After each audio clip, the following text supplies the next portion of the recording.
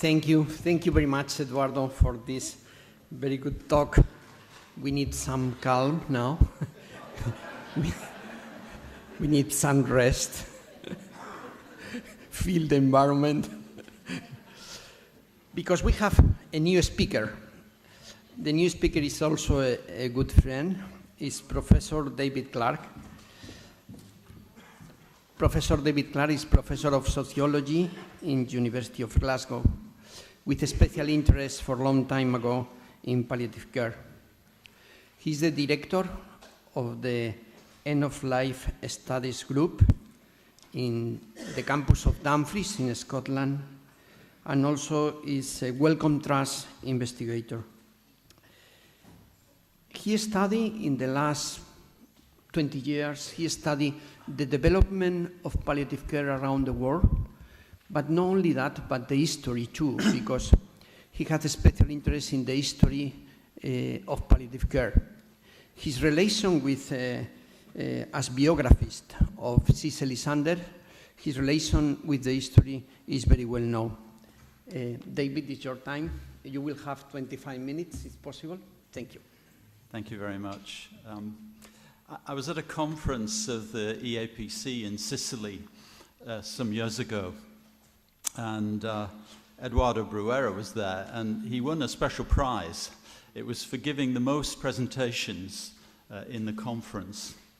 But I also, like him, I like these micro-studies of doctors' cars and things, so I actually studied the number of slides that he used in his maximum number of presentations, and I found that he had a very high rate of production. In fact, he was arriving sometimes after his slides had finished because they were going through so quickly. Now, that night I had a nightmare. Wouldn't it be terrible to be the next speaker on after Eduardo Bruera? So I'm going back to Scotland right now. Thank you, Eduardo. My thanks to the Academy for the invitation and the working group, and also to Archbishop Paglia for his introductory remarks, which actually covered many of the things that I was hoping to talk about myself. Eduardo said that palliative care began on the fringe, and I've just finished writing a new biography of Cicely Saunders, and I make the point in the book that she was really getting into high gear during the 1960s, which was the age of the counterculture. She didn't really belong to the world of the Rolling Stones and the Beatles very much, or psychedelia and fashion, but quietly she got on with her own countercultural revolution, which was starting to think about the ways in which we could improve our care for the dying by using more imagination and skill. And we talk about 1967 as the opening of St. Christopher's, but for 10 years before that, she was very actively writing and teaching and thinking about these things. This is a tiny little article that she wrote in a magazine that is now long since forgotten. But it's a memorable quote. A society which shuns the dying must have an incomplete philosophy. I think what she was pondering on there was the way in which sometimes at the ward round, the team of doctors and students would quietly go past a patient in their bed, leaving them to their own thoughts as they were passed by. Nothing could be done for these people. There was nothing to teach about them, so we'll move on to the patient in the next bed where something more interesting might be happening. And in this quote, what she's really doing is to scale up that kind of thinking to the whole of society. A society which shuns the dying must have an incomplete philosophy. And I think what she's saying here, it's reasonable to infer, is that our disposition towards the dying in society constitutes a particular kind of moral order in its own right. And I want to talk today a little bit about some aspects of what I'm calling the moral order of dying at the micro, the meso, and the macro levels. And what I mean by a moral order is a body of unwritten social mores and conventions which serve to maintain social cohesion. And I want to look at this moral order in the particular context of the dying. So at the micro level, we're talking about the way in which individuals engage with one another at the local and at the interpersonal level. This is the world of private concerns, relationships, personal identities, and values. In the context of a dying person, it captures the dynamics of family relations, personal beliefs and assumptions, the concerns and priorities that individuals within the family network and the patient themselves may have. It includes the individual experience of illness, treatment, suffering, and the processes of making sense and meaning out of very challenging circumstances. And of course, it relates to how carers of all kinds interact with a dying person and those around them, encompassing the whole complex area of the giving and receiving of care, something that we still understand very, very poorly. This is the micro-individual level within the moral order of dying. At the meso-middle level, we see the dimensions of community and of association among groups of people who are defined by place, by interest, or by identity, as well as the social and economic organization of public and private services, of civil society, of cultural practices and modes of organization. In relation to the matter of dying, this is referring to how and in what ways health and social care are organized, the work of hospices, palliative care services, the professional roles and dispositions of practitioners, and the knowledge that informs their work. This meso level can embrace collective actions of various kinds, like the move towards compassionate communities, or the many cultural interventions that relate to dying and death that are manifest in societies around the world. And at the top level, or the bottom level, depending on your perspective, we have the level of societal organization. We're thinking here of powerful structures that shape the wider context: politics, government, policies, markets, laws, and international relations. This includes the effects of globalization. And what a wonderful phrase we heard at the beginning. We've globalized the markets, but we haven't globalized fraternity. That's my take-home message of the day already. So at this macro level, we're dealing with major issues of public concern: migration, global health, global disease and disadvantage, poverty, war, humanitarian crises of many different kinds. Now, dying people are influenced by these dimensions in many ways. Societal dimensions determine the resources for care at the end of life, the legal circumstances in which it's practiced, and the political priority that's given to it. Palliative care is shaped and influenced by all of these dimensions. And all too often, I think, as a community, we're rather lacking in our skills in understanding these dimensions and finding appropriate responses to them. We see this manifest in the massive global inequities in palliative care development around the world.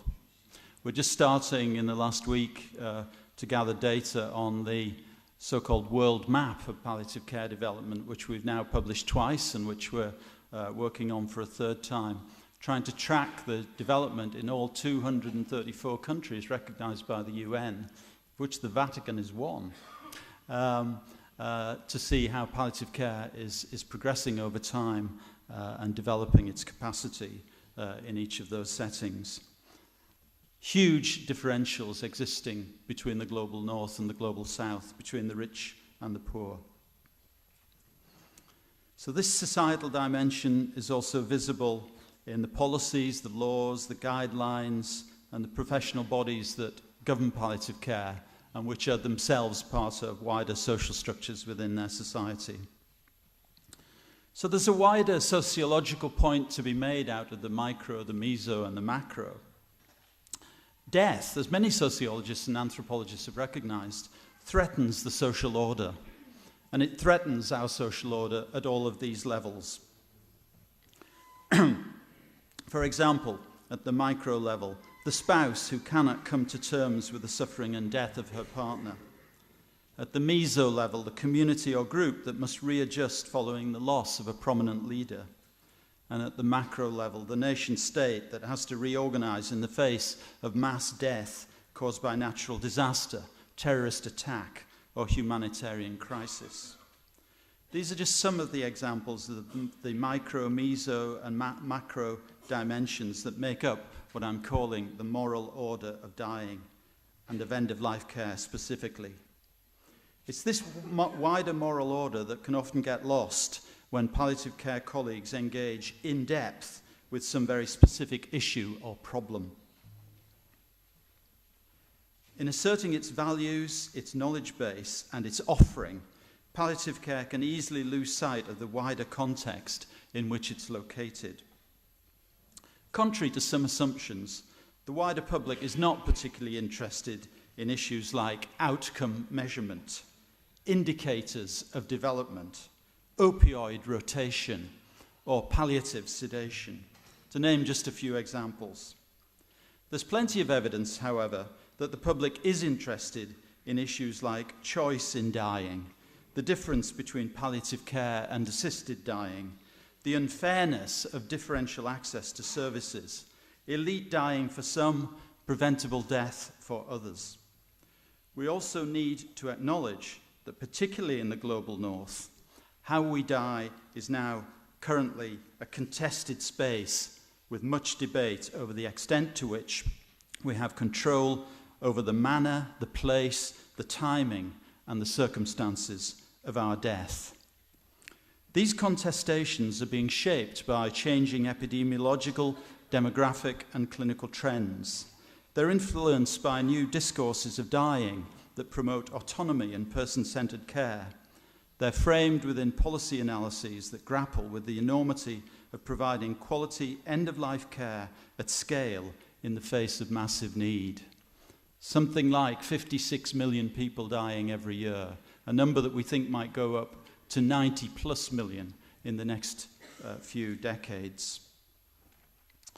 Within our end-of-life studies group at the University of Glasgow, where we're very fortunate to have substantial funding from the Wellcome Trust under its Medical Humanities programme, we're committed to wide-ranging public practice and policy engagement around these issues. We look for active ways to engage a wide range of communities of interest and communities of place in the studies we conduct, and we use innovative methods to do so, not just social media, running death cafes, but also unusual partnerships with artists, with environmental groups. We recently had a session with our local soccer team, Eduardo. They're not the greatest of teams, the Queen of the South in Dumfries, but we brought a Brazilian palliative care doctor over to give them a talk on why they should understand palliative care better. We work with literary festivals, a whole range of different ways in which we're finding interest and public engagement in the whole issue of death, dying, bereavement, and the role of palliative care within it. It's a good time to be taking such an approach. Around the world, there's increasing interest in end-of-life issues. Driven by population growth and aging, we'll see an unprecedented number of people dying in the coming decades, putting new strain on families, communities, services, and governments. We've been exploring a range of interventions that are emerging in the face of these challenges, and we see that they go far beyond the discourse and the practice of palliative care. This is a paper we published about a year ago in which we identified 10 categories of intervention at the end of life, ranging from policy interventions right through to some of the most difficult and challenging areas to understand and to study in areas which we're calling, borrowing from Carlos's team, intangible interventions of various kinds. I don't have time to go over this slide with you, but it's in a paper that's available on open access, and I'll give you the reference to it at the end. This taxonomy, we believe, is a comprehensive view of the organised responses that exist to end-of-life issues. And the 10 categories contain some familiar but also some unfamiliar dimensions. What we're trying to do with this taxonomy is to look at how it might operate in different ways. For the any individual intervention that we identify, we can see two aspects of it that are important, what we call the focus and the locus.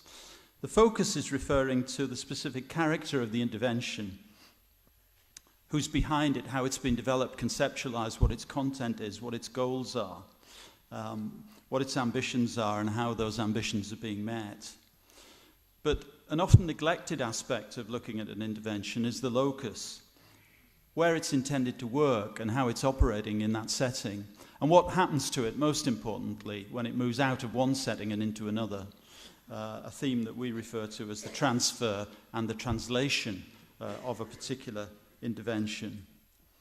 So this is part of the underlying theoretical framework that we're using in our approach to interventions. But in the 10 categories that we've identified, we also see some significant groupings.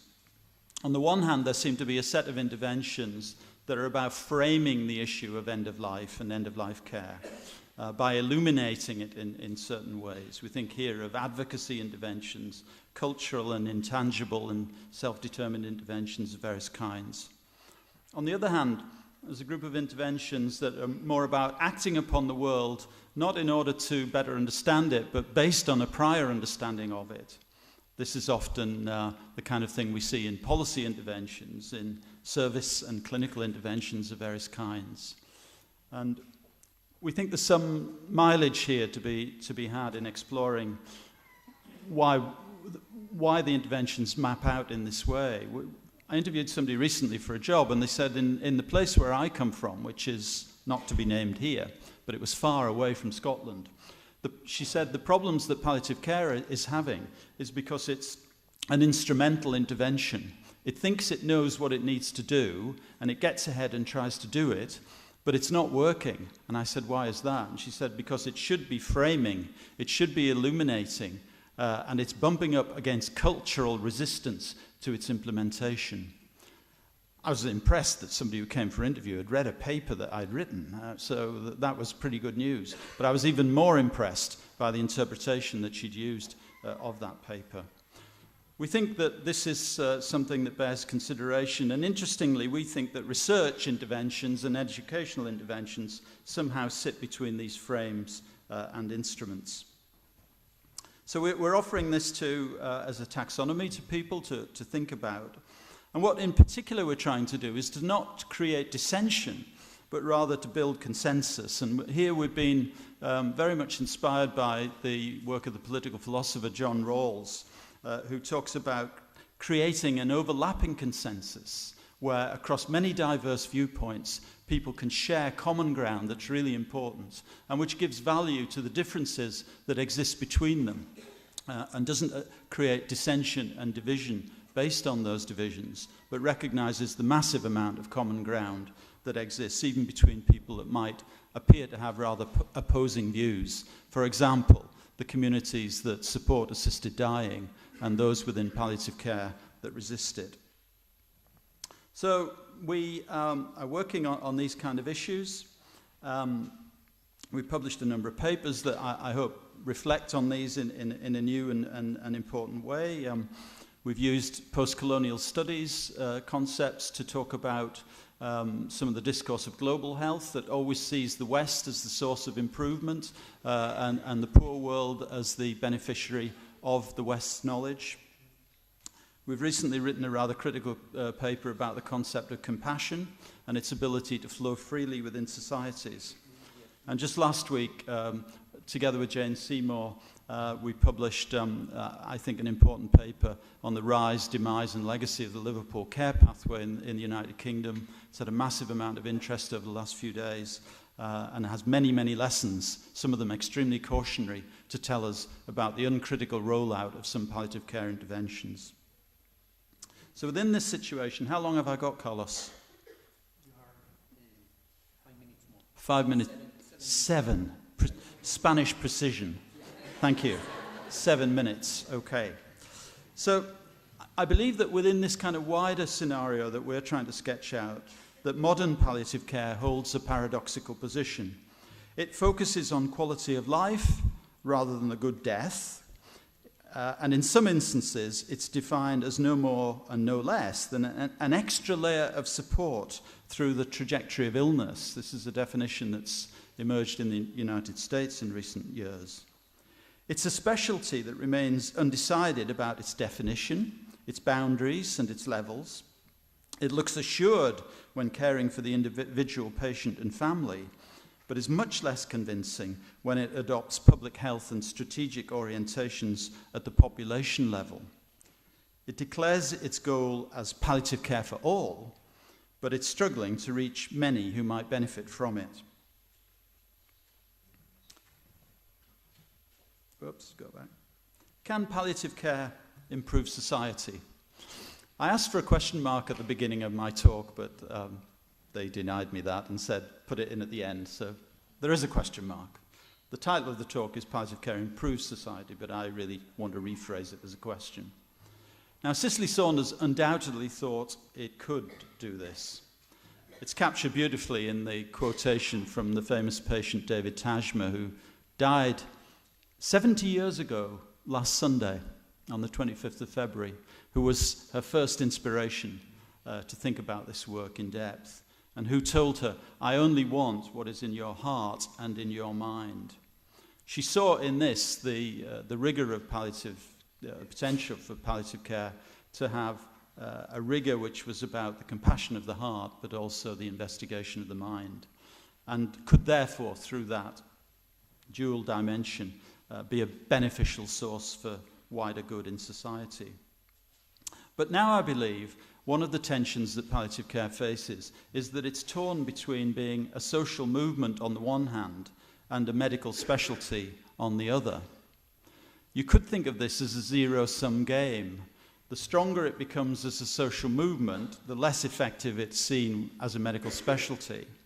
The more effective it becomes in gaining recognition as a specialty, the less active and forceful it might become as a social movement. I particularly like the words of Pope Francis on this,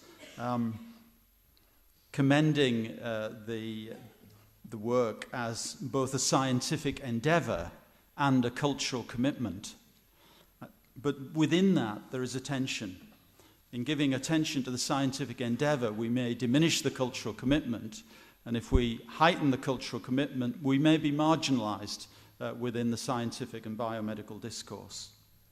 So I believe that to have wider influence, palliative care needs to achieve full professional endorsement, much of which we've heard about from Eduardo already today.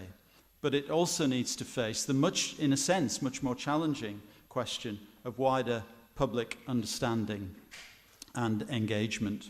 And there, I believe, we're still in the foothills of our endeavours. In short, palliative care, like scientific work in general, needs two dimensions. It needs content validity and face validity. Thank you very much.